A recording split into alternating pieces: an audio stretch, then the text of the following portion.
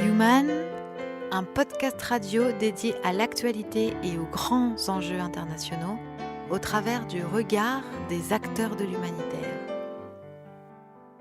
Une émission présentée par Pierre-Alain Gourion.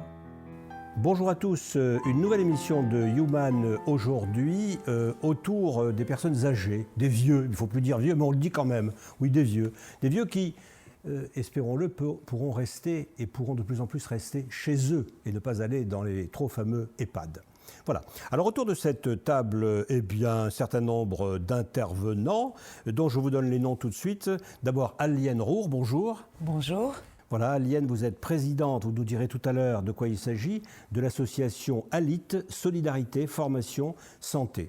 Et puis à côté de vous, Luc Bougeot, bonjour. Bonjour. Vous êtes, Luc, directeur de la maison de Charmanon, qui est gérée par les petits frères des pauvres. Tout à fait. Et puis Marie Gourion, bonjour. Bonjour. Vous êtes ma fille, c'est ça? Pareil. Et vous vous occupez de quoi sinon? L'association Le Paris Solidaire Lyon, où je suis coordinatrice. Voilà. Et enfin, Ella Patriarche, avec qui nous allons animer cette émission et qui nous posera la première question, qui vous posera la première question tout à l'heure, mais juste après que Alain Pierre nous ait fait une petite introduction musicale. Écoutez.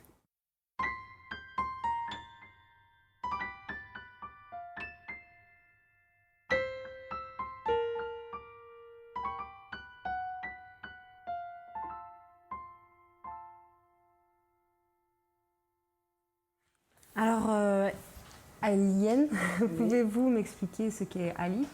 Alors, ALIT est une association franco-vietnamienne qui a une mission dans le delta du Mékong pour le maintien des personnes âgées à domicile. Nous avons aussi nous sommes ciblés sur les soins infirmiers, donc soins infirmiers pour la gérontologie et la gériatrie, pour qualifier les personnels infirmiers donc, dans le delta du Mékong.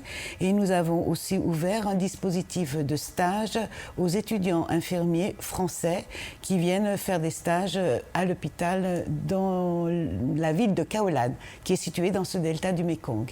Donc 3 cibles, une cible soins infirmiers, gérontologie, gériatrie, une cible dispositif de stage et une cible de partenariat, de développer des partenariats pour renforcer et augmenter les compétences, surtout en gérontologie, liées au vieillissement de la population vietnamienne.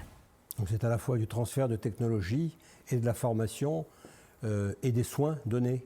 Voilà, c'est du transfert de compétences avec des apports théoriques, faciliter aussi les compétences donc, des enseignants vietnamiens pour former les infirmières de base donc, en gérontologie et dans l'apprentissage de leurs étudiants infirmiers dans leurs propres écoles, étudiants infirmiers vietnamiens. Et donc, vous arrivez à avoir combien d'élèves sur place au Vietnam donc? Alors au Vietnam, on se réfère au planning et au projet des instituts en soins infirmiers français qui ont des projets à l'international. Donc ils ont un planning et nous trouvons adéquation entre les possibilités de recevoir des étudiants français au Vietnam sur des temps bien organisés en respectant l'organisation interne de nos partenaires vietnamiens. Nous avons eu en 5 ans environ 45 étudiants qui sont partis effectivement de France au Vietnam. Est-ce que vous vous considérez comme une ONG, comme une organisation non gouvernementale, ou bien est-ce que vous travaillez là-bas avec des ONG locales ou internationales? Non, on travaille seul. Oui. D'abord là-bas. Ça a été une demande du Vietnam. Nous n'avons eu aucune initiative au départ. Il se trouve que j'avais un réseau de connaissances vietnamiens qui, de par les compétences que j'avais pu acquérir en France, m'ont demandé si je pouvais les transférer effectivement au Vietnam. Voilà, je suis infirmière de base, de formation, et ensuite j'ai 25 ans d'expérience de direction en soins infirmiers. Voilà. Et donc, on va continuer notre petit tour d'horizon. Luc Bougeot, qu'est-ce que la maison de Charmanon ? Alors, la maison de Charmanon, c'est une maison gérée par l'Association des Petits Frères des Pauvres. Donc, les Petits Frères des Pauvres ont été fondés en 1946 pour aller au-devant des personnes âgées, isolées, précarisées. On est vraiment, depuis la fondation, sur ce triptyque. Et dans cet esprit, la maison Charmanon accueille des personnes âgées en séjour d'hébergement temporaire, donc comme une alternative à l'EHPAD dont vous parliez précédemment. L'idée, c'est de passer un cap difficile à domicile qui bien souvent est déterminant dans le passage en institution. Un retour d'hôpital, l'hospitalisation ou le souci de santé temporaire d'un conjoint ou d'un aidant familial, des travaux d'aménagement nécessaires dans l'appartement, mais on ne sait pas trop où aller pendant la durée des travaux. Bref, des petits soucis qui peuvent durer quelques jours, quelques semaines ou quelques mois, que l'on se propose de pallier et qui font que la personne peut retourner chez elle plutôt que d'aller en institution, sachant qu'aujourd'hui et depuis bien des années, plus de 90% des Français veulent vieillir chez eux. Donc Charmanon a cette mission première d'hébergement temporaire depuis 1988 et parallèlement une mission également de maison de vacances. Donc là, c'est une mission très ancienne de notre association puisque nous avons démarré dans les années 50 et à l'époque, le fondateur appelait ça les châteaux du bonheur. L'idée, c'est d'offrir des vacances et si possible d'offrir de belles vacances dans des endroits beaux et agréables à des personnes qui n'ont jamais connu les vacances, puisque si vous aviez 70 ou 80 ans en 1950, là pour le coup, vous aviez connu une misère qui est sans commune mesure aujourd'hui et vous n'aviez jamais connu les vacances. Et depuis maintenant 70 ans, cette mission continue. Nous accueillons plus de 1000 personnes chaque année dans la maison de vacances de Charmanon pour une journée, pour une semaine, pour 2 semaines. Ah oui, vous n'avez pas de pensionnaire, fixe Alors, on en a dans la mesure où il y a un deuxième petit établissement sur le même site qui s'appelle le Patio et qui accueille à l'année 11 personnes adultes handicapées vieillissantes. Ce sont des personnes anciennement SDF, orientées par les pouvoirs publics, orientées par la MDPH, la Maison départementale des personnes handicapées, sur la base d'un handicap de nature psychique et qui veulent et qui peuvent se stabiliser. Donc nous, on est là pour les aider dans cette phase de leur vie qui est une phase où on pose un petit peu les valises après des années d'errance, des années de route. Et c'est le principe du foyer de vie. Vous pouvez rester aussi longtemps que nécessaire, aussi longtemps que vous le pouvez et que vous le souhaitez. Donc aujourd'hui, on a un monsieur qui est arrivé à l'ouverture en 2008 et qui est encore là aujourd'hui et qui s'en porte très bien. Donc on a d'un côté un pôle, je dirais, très stable et d'un autre côté, Charmanon à proprement parler, où là ça va, ça vient. Les personnes qui restent le plus longtemps restent 6 mois. Vous devez être partagé, j'imagine, dans votre position d'animateur, de dirigeant de cette maison, entre le désir que les gens aient envie de rester parce qu'ils sont bien, et puis celui d'avoir envie de partir, parce que c'est la vie aussi de partir, non ? Alors revenir, c'est un petit peu rester. Donc on voit des personnes qui reviennent un petit peu chaque année. Et, comme si elles allaient en vacances quelque part. Exactement. Une coupure dans leur vie. Certaines reviennent effectivement pour le coup vraiment en vacances, dans le cadre des opérations de vacances menées par l'Association des Petits Frères des Pauvres. Et puis d'autres viennent en hébergement temporaire, j'ai presque envie de dire comme on irait à l'hôtel. Et nous appellent en disant « je serais bien content de venir 15 jours chez vous, surtout à la période de Noël, bon ben nous on est là pour ça, on est ouvert et on est content de vous voir revenir. » Voilà, on va s'intéresser donc à ces personnes âgées, ce qui est quelque part notre destin à tous, hein, me paraît-il. Il paraît qu'on vieillit tous. Marie, on vieillit tous. On vieillit, on vit jusqu'au bout. Oui. Et c'est je vais parler du coup du projet dans lequel moi je suis investie, qui est donc l'association Le Paris Solidaire Lyon, qui a été créée il y a 16 ans à Lyon, inspirée d'un modèle à Paris, Ça se développe aujourd'hui beaucoup sur le territoire. Il y a même une fédération nationale qui s'appelle Cohabilis et qui permet de rassembler toutes ces initiatives sur le territoire français. Donc la cohabitation intergénérationnelle, c'est mettre en lien des jeunes qui ont entre 18 et 30 ans avec des personnes qui ont plus de 60 ans et qui vont pouvoir, ça c'est le cadre légal puisqu'on a une loi maintenant, la loi Elan, qui est récente. Ça a commencé sans loi, sans chemin. Et puis aujourd'hui, c'est très, très soutenu, très accompagné, on s'en réjouit. Donc il suffit qu'une personne ait un espace suffisant pour accueillir, c'est-à-dire une chambre meublée, qui a un désir d'accueil bien sûr, pour pouvoir accueillir un jeune qui va être dans un projet d'études, d'emploi, ou dans un temps de réflexion aussi. Donc ça répondait vraiment à deux besoins importants de la société, qui étaient d'une part le logement des jeunes, qui devient extrêmement compliqué dans les grandes villes, dur d'accès, cher. Pour beaucoup de jeunes, et notamment de jeunes étrangers, c'est presque un accès impossible. Et de l'autre côté, alors je parle du logement pour les jeunes, mais aussi d'un désir de sens, de solidarité, d'être utile à quelque chose dans ce qui est sur le chemin de leur vie. Et puis du côté des accueillants, c'est aussi un désir de solidarité, se dire j'ai une grande maison à Sainte-Foy-les-Lyons, je vis seule, j'ai 5 chambres libres, il y a des jeunes qui n'ont rien, est-ce que je ne peux pas ouvrir cette maison?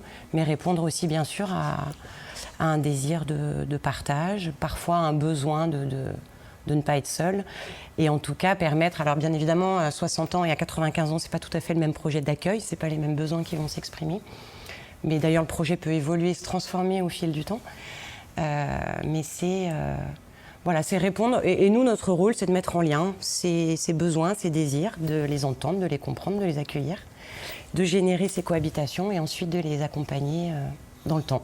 Vous avez plus de... Pardon. Donc maintenant, il y a un contrat.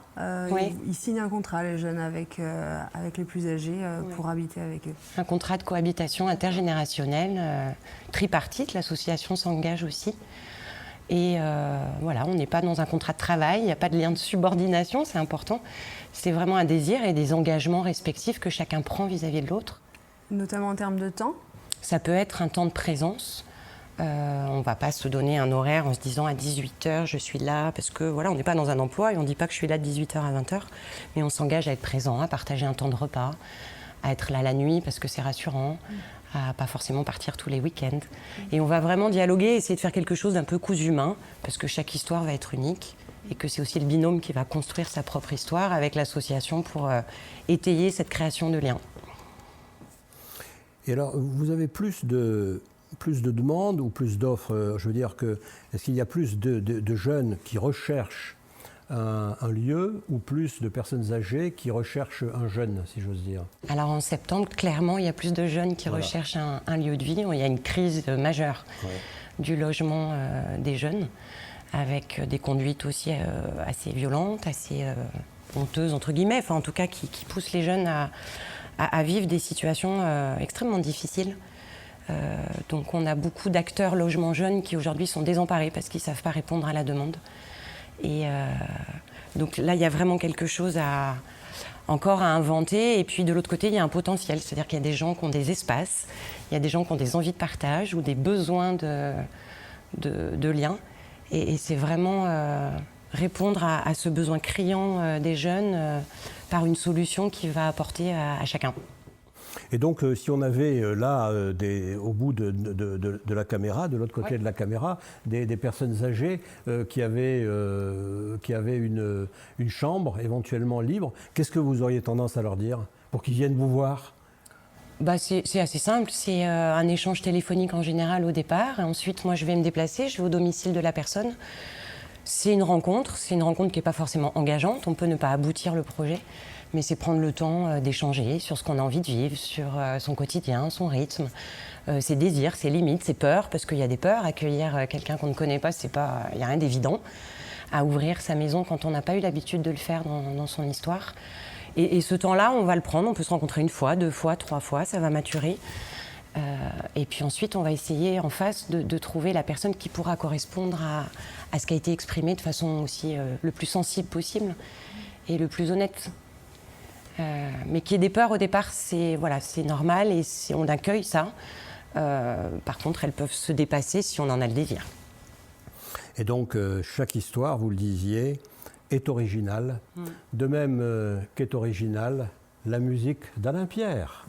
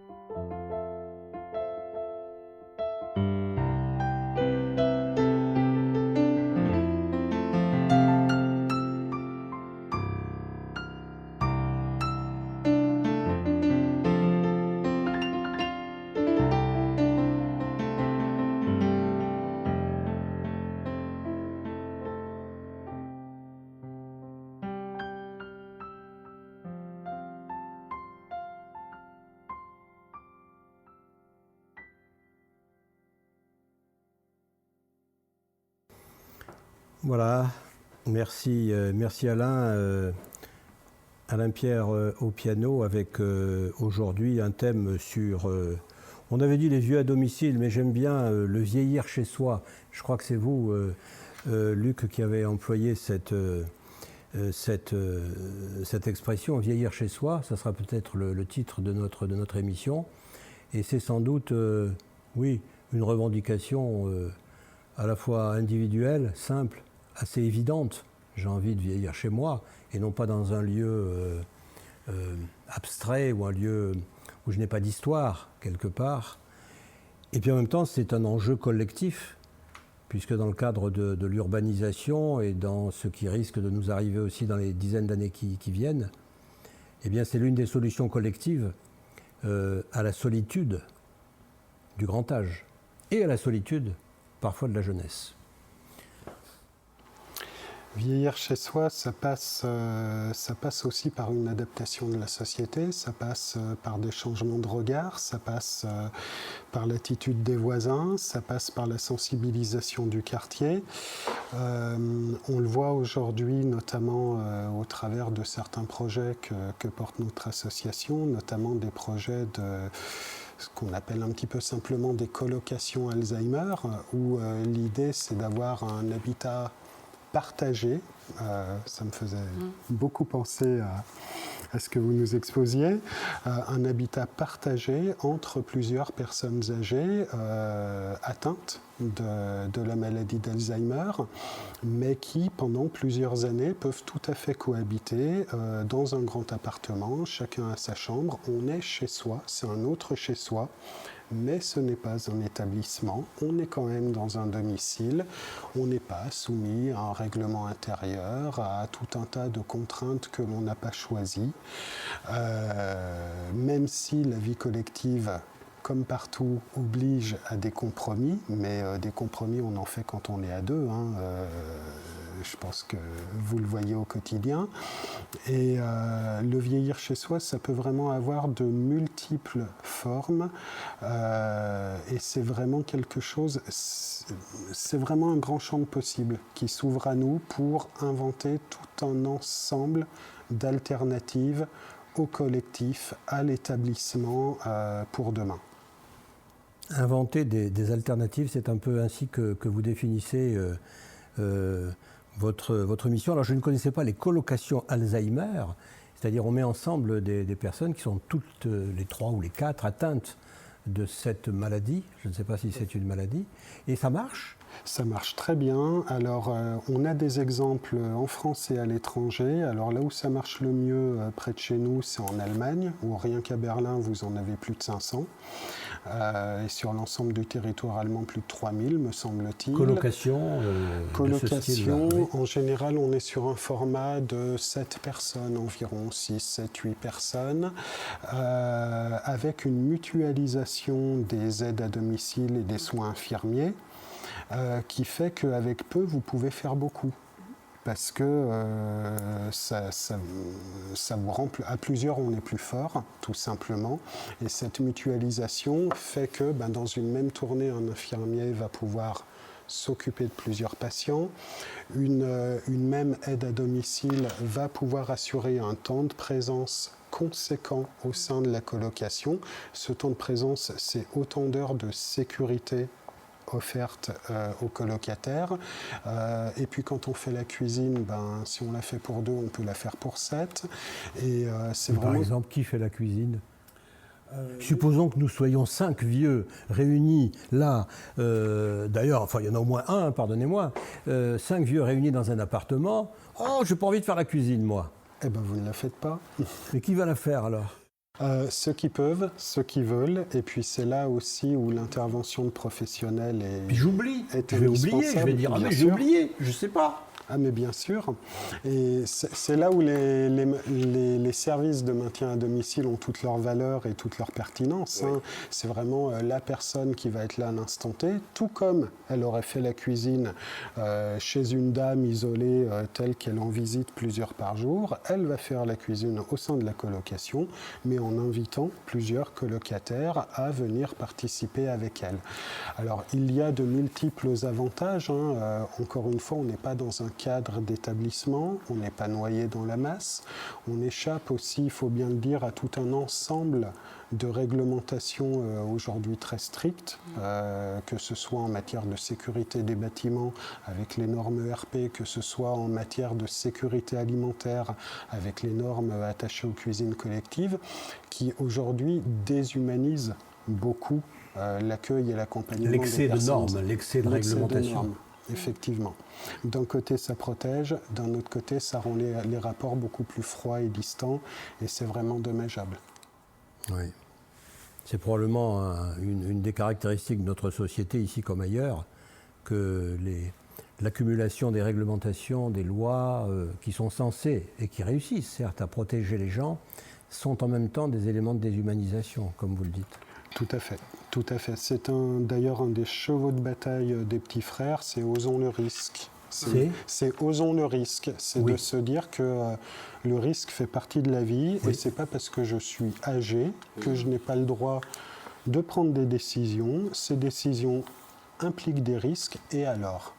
Et alors, après tout, c'est quand même encore moi qui décide, et si j'ai décidé de faire ainsi, c'est respectable et c'est entendable. Oui. Et on pourrait aller, sans pousser le bouchon trop loin, jusqu'au fait que je peux aussi choisir la mort. Pourquoi pas ? C'est un autre débat, mais effectivement, pourquoi pas notre association n'a pas de position sur ce sujet. Après, effectivement, pourquoi pas ? J'ai envie simplement de dire... moi, j'avais lu un article très intéressant il y a quelques mois avec une dame qui disait j'ai souhaité mettre fin à mes jours, je vais le faire très prochainement. J'ai choisi la Belgique et pas la Suisse parce que je ne voulais pas me retrouver dans une transaction commerciale. Je ne voulais pas que ma mort soit marchandisée. Donc si je devais mettre un bémol, ce serait celui-là. Comme cette dame à laquelle je repense maintenant, ce serait de me dire qu'on se débrouille quelque part au moins pour ne pas être dans une transaction commerciale, mais dans quelque chose d'humainement réfléchi et d'humainement encadré. Et ce serait le cas en Suisse et non pas en Belgique ? En Suisse, c'est commercial. C'est-à-dire qu'il faut payer pour. Vous passez... Je paye pour mourir. Tout à fait. Vous passez un contrat, vous avez accès à une prestation qui, paraît-il, est de très bonne tenue, ça n'empêche pas. Il faut l'espérer. Mais que quelque part, à titre personnel, je trouve assez déshumanisé. Mais alors en Belgique, qui est-ce qui prend en charge le coût de l'opération, si j'ose dire? Pour le coup, c'est l'État, c'est un système c'est le service public, c'est un système de santé qui est assez analogue au nôtre. Voilà, en tout cas, cette idée d'inventer et de chercher des alternatives aux impasses dans lesquelles on est aujourd'hui semble recouvrir les activités de vos 3 associations, aussi bien dans l'échange interculturel que vous faites à Élienne Roure au sein de votre association ALIT. Donc parlez-nous peut-être un peu de ça, de cet échange également entre 2 sociétés. Il s'agit du Vietnam du Sud. Du Sud. Oui, alors avec globalement quand même un vieillissement, une augmentation du vieillissement de la population qui, après 40 années de guerre, a vu sa population augmenter vieillissante. Avant, les personnes mouraient avant, soit en guerre, soit parce qu'il y avait des pénuries, des épidémies, etc. Là, il y a le Vietnam et c'est salué par le monde entier sur une amélioration des conditions de vie et de l'hygiène de vie des Vietnamiens. Actuellement, le vieillissement au Vietnam rejoint presque le nôtre avec une moyenne d'âge de 76 ans et qui atteint presque 80 ans pour les femmes. Donc, alors qu'on est en Europe, en France, à combien? 83 ans pour les femmes à peu près, Luc, hein, c'est ça, et 80 pour les hommes. Donc il y a une forte augmentation de la population et le Vietnam, politiquement, a orienté quand même, après les années de guerre, sa politique sur l'économie et non pas forcément sur la santé. Et là, actuellement, il se confronte à ce vieillissement comme nous, il y a 30 ans. On se confrontait au vieillissement de la population, quelle structure, point d'interrogation, quel type d'accueillement, comment préserver la culture, la tradition. Et puis, alors, avec cette augmentation du vieillissement, il y a aussi, comme dans les pays en voie de développement, un exode rural. Et puis une diminution aussi de la fratrie à l'intérieur donc de chaque famille, où les couples maintenant vietnamiens ont 2 enfants, et non pas 3, 4 ou 5 comme les décennies antérieures. Donc voilà, la problématique actuellement est vraiment une problématique de santé publique, hein, et qui est soutenue donc par le gouvernement national, avec nous dans la province donc de Dong Thap, où nous sommes intervenus sur un apport théorique avec des médecins, des gériatres, pour former donc le personnel de santé, des infirmiers aussi bien entendu. Mais maintenant nous nous confrontons, je dirais, à cette prise en charge justement des personnes âgées à domicile, et culturellement dans la tradition, surtout en Asie, c'était quand même bien les familles et surtout l'aînée, souvent si c'était une fille ou la belle-fille qui s'occupait de la personne âgée à domicile. Donc dans notre association, nous avons atteint nos limites, c'est pourquoi nous avons donc recherché des partenariats qui ont une expertise sur le maintien à domicile. Et c'est pourquoi nous avons donc ce partenariat avec les Petits Frères des Pauvres qui ont une expertise internationale sur le maintien des personnes âgées à domicile. Donc c'est pour ça que le projet de nos 2 associations, c'est d'aider les politiques locales à mettre en place des dispositifs qui soient structurés pour ce maintien des personnes âgées à plus long terme. Il y en a des dispositifs, mais ils ne sont pas structurés. Donc, face à la demande, face aux besoins, c'est insuffisant. Donc, nous avons fait appel aux Petits Frères des Pauvres, liés à leur expertise sur l'international. Et alors, cette expertise prend quelle forme, Luc Bourgeot? De quelle manière votre expérience aux Petits Frères des Pauvres d'internationalisation de l'aide à domicile peut intervenir? Comment ça se passe? Alors les Petits Frères des Pauvres, via leur fédération internationale, sont présents dans plusieurs pays. Et effectivement, le maintien à domicile, quelle forme ça prend? Ça prend des formes très diverses, selon les lieux, les cultures, les modes et les niveaux de développement. Le Vietnam, c'est une page qui s'ouvre pour nous, donc on va l'écrire ensemble et je ne peux pas trop me prononcer à cette heure sur ce que l'on écrira. Pour le reste... Ça prend quelle forme, pardon de vous couper? Oui. C'est-à-dire, vous allez sur le terrain, vous allez examiner, bien sûr, vous faites un audit? Non, si vous voulez, concrètement, à l'origine de l'association, on a l'idée de bénévoles venant visiter à domicile des personnes extrêmement isolées. Et ça, c'est vraiment resté l'ADN de l'association. Un peu comme on est visiteur de prison. Exactement. Et où qu'on soit dans le monde, ça, c'est vraiment une constante. C'est vraiment visiter à domicile des personnes très isolées. Et quand vous vous sentez moins isolé, d'ores et déjà, vous vous sentez moins en détresse, en besoin, en demande d'aller ailleurs, de rentrer en institution. Donc la lutte contre la solitude, c'est vraiment le premier cheval de bataille. Ensuite, encore une fois, cette approche établissement, pas établissement, c'est tellement différent d'un pays à l'autre.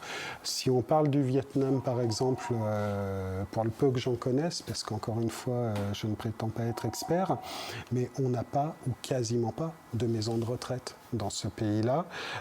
J'ai cru entendre au fil de nos réunions qu'on a des groupes qui commencent à s'implanter dans la capitale, mais c'est très timide.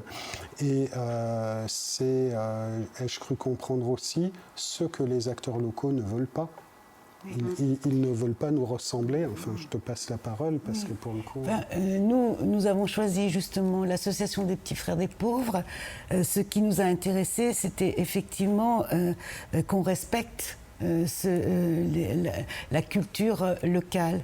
Et ce qui est très intéressant dans l'expérience, donc les expériences que j'ai entendues, c'est que vraiment il y a une analyse de l'existant et c'est bien à partir des ressources locales que l'on met en place ce dispositif de maintien des personnes âgées à domicile.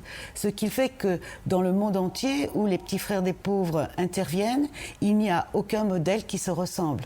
Et c'est ça, pour moi, enfin, ce qui était le plus important, et je pense pour mon partenaire aussi vietnamien, parce que notre partenaire vietnamien est venu à Lyon il y a en 2018. En 2018. Nous lui avons fait visiter différentes structures d'accueil qui se trouvent à Lyon, que ce soit les hôpitaux gériatriques, que ce soit les accueils de jour, que ce soit les maisons de retraite municipales ou grand luxe. Et puis nous sommes allés donc à l'établissement Charmanon à Grézieux-la-Varenne.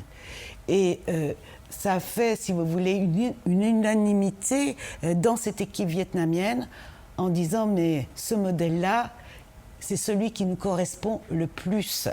En quoi est-il différent des autres? Oui. Eh bien écoutez, moi je vous invite à aller faire une visite. Bien, pour nos auditeurs. Parce que je vous invite. J'irai peut-être comme pensionnaire d'ailleurs, vous savez, ça me pend au nez. Hein. Je vais prendre le numéro tout de suite. Vous pouvez venir comme bénévole. Déjà, nous recrutons des bénévoles toute l'année.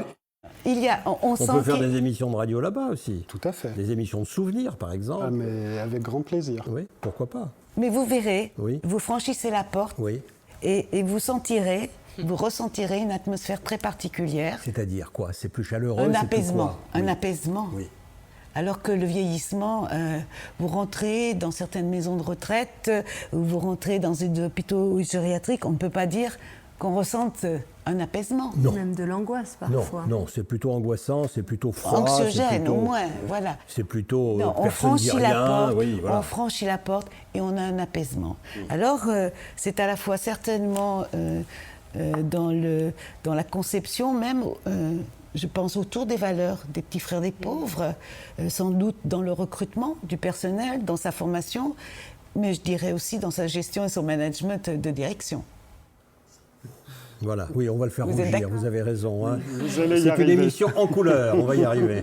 Voilà, donc, ce qui était pour le choix de ce partenariat a été à la fois le choix de l'équipe vietnamienne indirectement, puisqu'on a vu ce qui coïncidait à ce qu'ils souhaitaient, parce qu'ils ont des besoins Mais il manque effectivement, on peut dire, de modèles pour mettre en place certains dispositifs. Mais ce n'est pas le modèle que l'on veut transférer, ça c'est important, c'est vraiment leur donner les moyens à travers l'existant comme ce qu'ont mis en place les petits frères des pauvres pour qu'eux-mêmes fondent et élaborent leur propre modèle.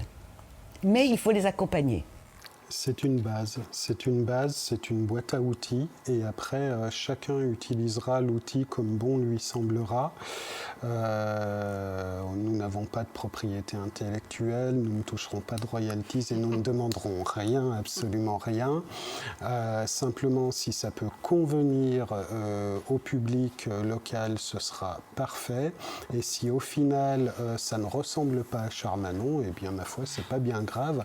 On est dans une logique justement d'adaptation. C'est ce qui a séduit l'équipe vietnamienne, c'est de se retrouver face à quelque chose d'adaptable.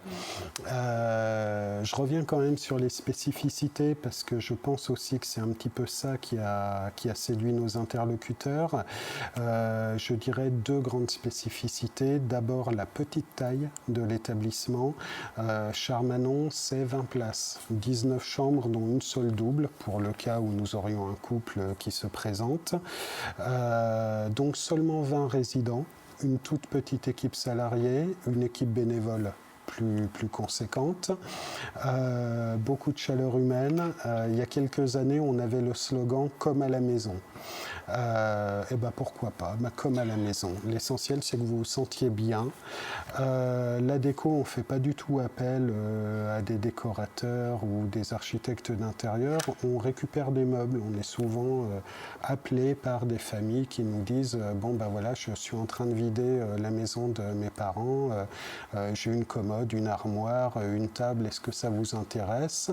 Et en fait, quand la personne arrive, elle se retrouve dans un environnement qui ressemble à son chez-soi, tout simplement. Elle a une équipe qui est toujours la même et qui est toujours accessible. Alors là, on va parler un petit peu en dehors de l'épisode Covid, qui, on l'espère, sera bientôt fini. En dehors de l'épisode Covid, nous déjeunons tous ensemble. Toute personne au sein de l'équipe salariée ou bénévole qui est présent à l'instant du repas, que ce soit le petit déjeuner, le déjeuner ou le dîner, partage ce repas avec les personnes accueillies et cette proximité, je crois que c'est vraiment ce qu'on a de plus précieux. Moi, je n'ai pas envie qu'on me demande un rendez-vous 3 semaines à l'avance en passant par un secrétariat, la porte est ouverte. Pas tout le temps, mais presque tout le temps. Et puis, de toute manière, on se verra. Dans la journée, on se verra parce qu'il y a cet temps de repas, il y a ce temps commun, on va se croiser. Voilà. Je reviens peut-être aussi. un instant musical, si vous le voulez bien, Éliane. On reviendra ensuite sur toutes ces belles idées qui nous donneraient presque envie de vieillir, d'ailleurs. Hein. Alors là, c'est gagné. Hein.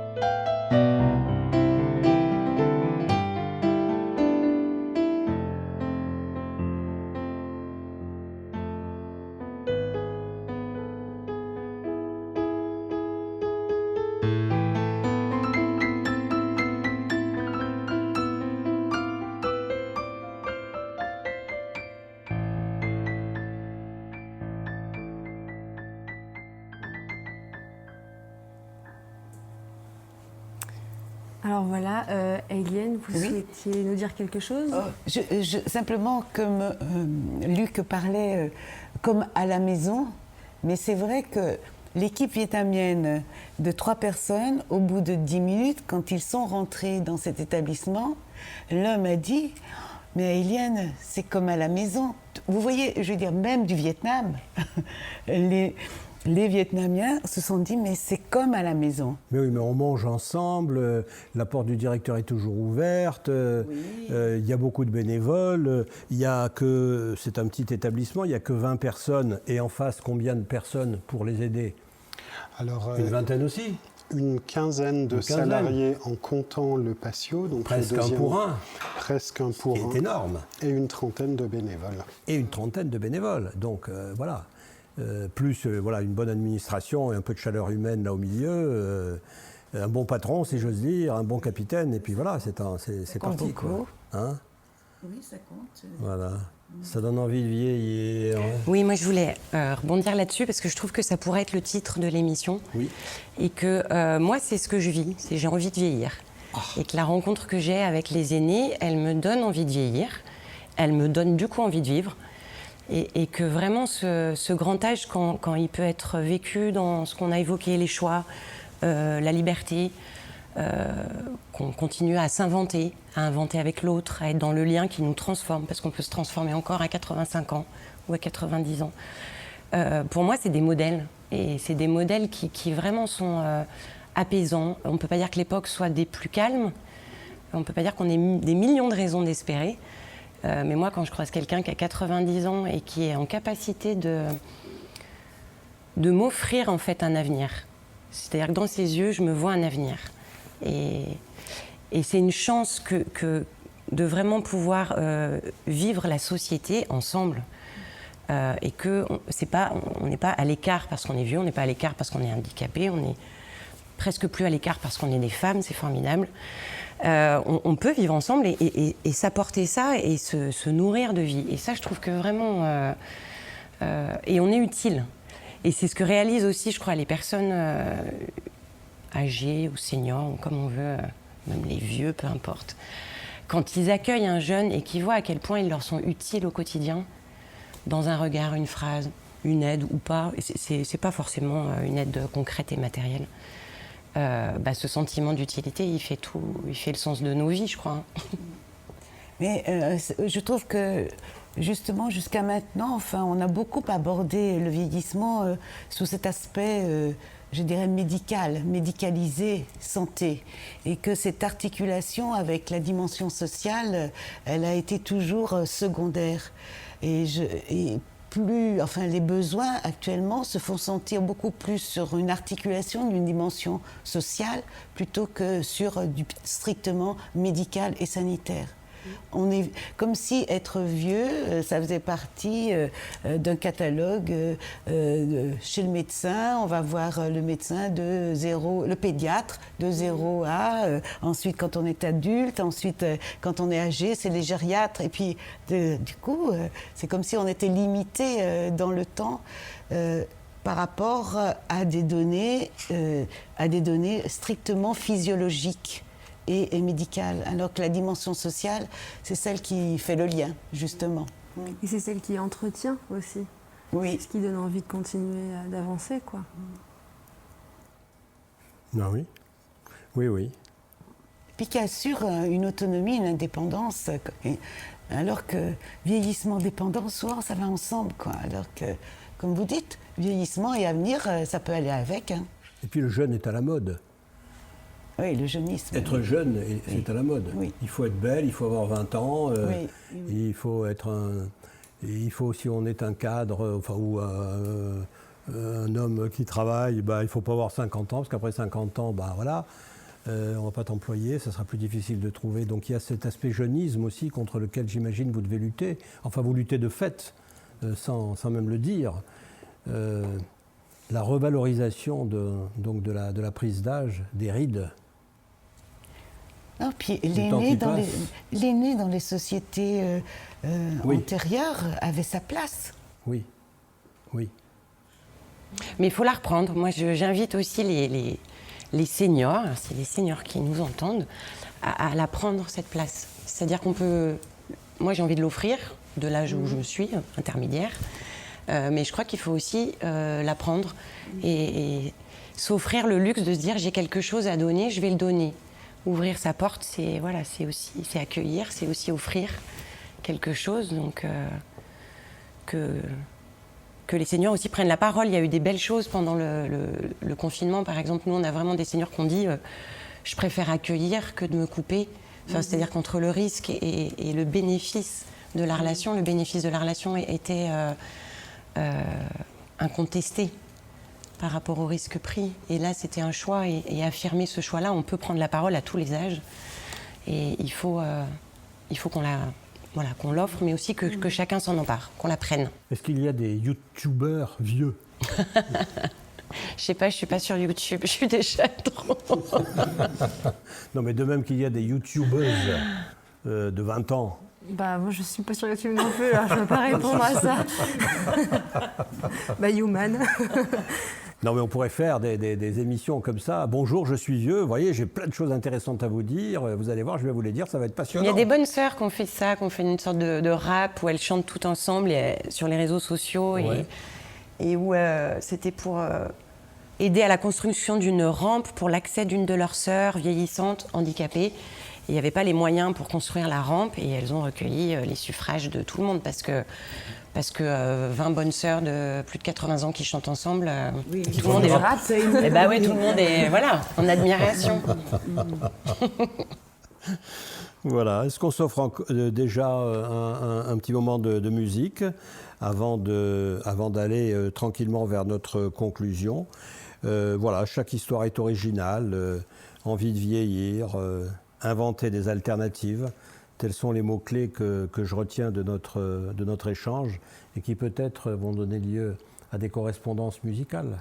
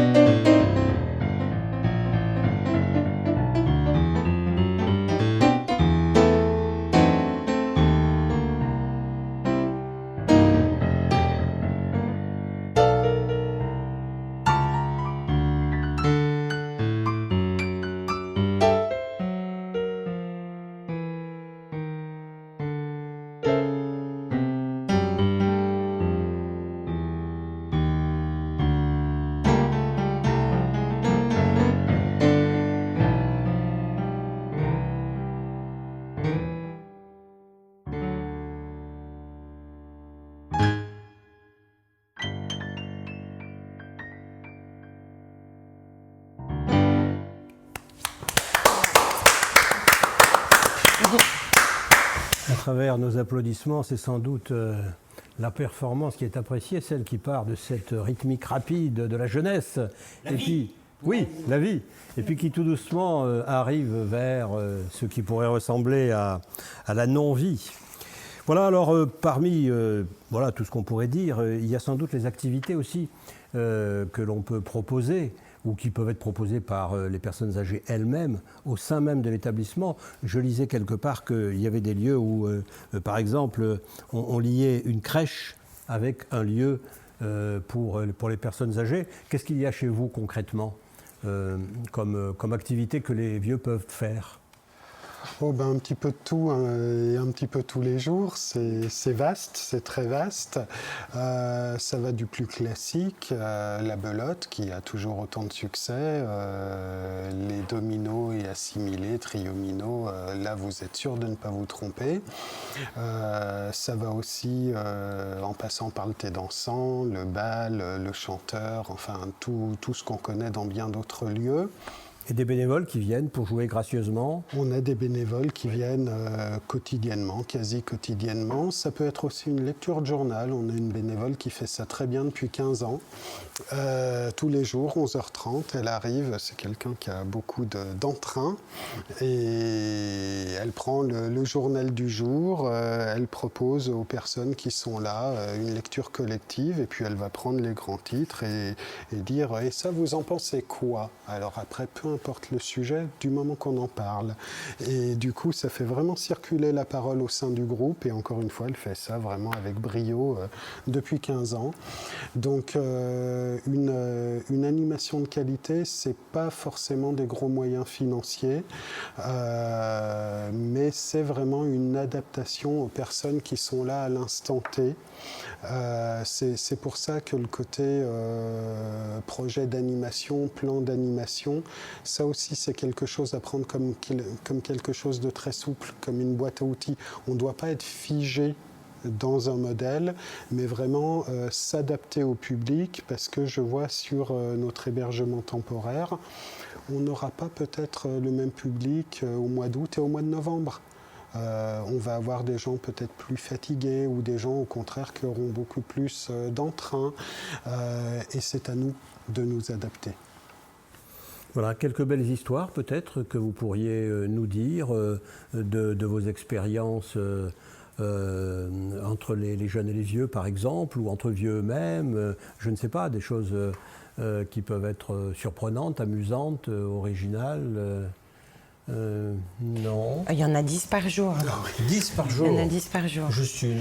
Bah après, je sais pas, la dernière à laquelle je pense, c'est une jeune fille qui est sortie de l'hôpital, qui avait un souci de santé important, qui cherchait donc un hébergement pour repartir dans une vie en dehors de cet établissement hospitalier, et qui est arrivée chez une dame qui a 95 ans, qui avait elle-même accueilli beaucoup d'enfants dans sa vie, qui avait été famille d'accueil.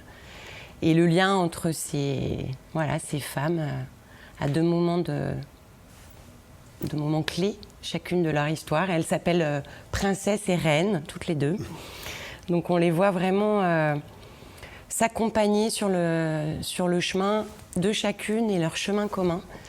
Et je ne peux pas aller leur rendre visite sans avoir une émotion qui m'envahit, de voir ce qui peut se produire dans ce simple croisement à un moment donné de deux routes qui peut-être ne se seraient pas croisées sans l'association là, qui joue juste son rôle d'entremetteur.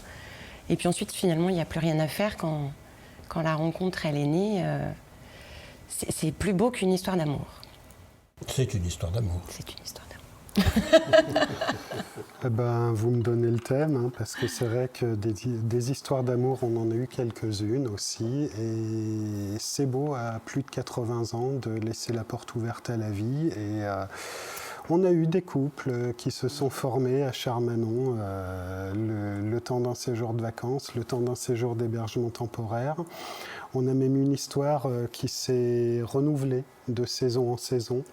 Et puis, vous parliez... C'est-à-dire que les amoureux se retrouvaient à Charmanon. Les amoureux se retrouvaient à Charmanon tous les hivers pendant 6 mois. Et puis, vous parliez d'entremetteurs. Quand monsieur a perdu en autonomie et qu'il est entré en EHPAD, on a un petit peu fait les entremetteurs. C'est-à-dire qu'on emmenait madame, qui était en hébergement temporaire à Charmanon, jusqu'à l'EHPAD où se trouvait monsieur, qui était à une dizaine de kilomètres de chez nous. Et on est assez fiers d'avoir été entremetteurs. Et puis, quitte à l'être, autant l'être jusqu'au bout. Nous aurons un mariage au printemps prochain. Là, pour le coup, 2 personnes qui se sont rencontrées sur l'établissement du patio, donc des personnes qui ont une vie, un parcours de vie assez chaotique et qui, aujourd'hui, comme on le disait, ont posé leurs valises et ont décidé finalement de faire valise commune. Et c'est très bien comme ça. La sexualité, la libido ne s'arrête pas à un âge déterminé. Ah non, non, non. Nous pouvons tous être rassurés. Oui, mais je crois que c'est rassurant. C'est rassurant, en effet. On peut se dire, quand on voit de belles histoires qui se passent chez des gens âgés ou très âgés, on se dit, tiens, c'est peut-être pas si terrible que ça de vieillir, car notre société met quelque part le vieillissement au rang de... Des pertes. Oui. On cumule les pertes et on pourrait regarder tous les gains. Oui. Oui. Pardon. Voilà. C'est spontané. C'est tellement vrai. C'est tellement vrai. Effectivement, vieillir, ce n'est pas une maladie et surtout pas une maladie honteuse. Vieillir n'est pas une maladie honteuse. Est-ce qu'on termine comme ça, monsieur Alain Pierre, avec un tout petit peu de musique? Merci à vous tous d'avoir été présents. Merci. Et merci pour toutes les personnes âgées qui peut-être nous regardent. Et si elles nous regardent, elles pourront aller voir les sites, évidemment, des 3 associations qui sont présentes. Et que je recite, il y a la Solidarité Formation Santé, ALYT, A-L-Y-T. Il y a les Petits Frères des Pauvres et cette maison de Charmanon représentée par Luc Bougeot. Et puis il y a le Paris Solidaire qui réunit des vieux et des jeunes à travers d'une part la mise en place d'une chambre et d'autre part des prestations. La cohabitation intergénérationnelle. La cohabitation intergénérationnelle. Merci.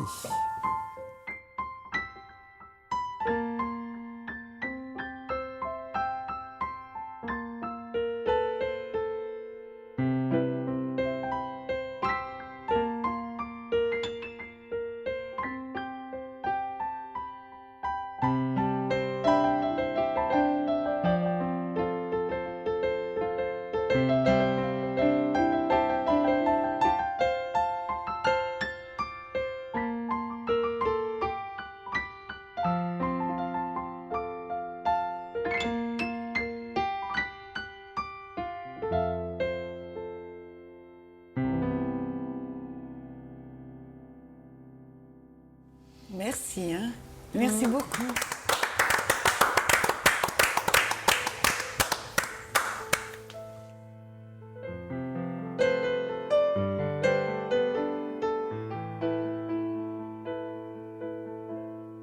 Human, un podcast radio dédié à l'actualité et aux grands enjeux internationaux au travers du regard des acteurs de l'humanitaire. Une émission présentée par Pierre-Alain Gourion.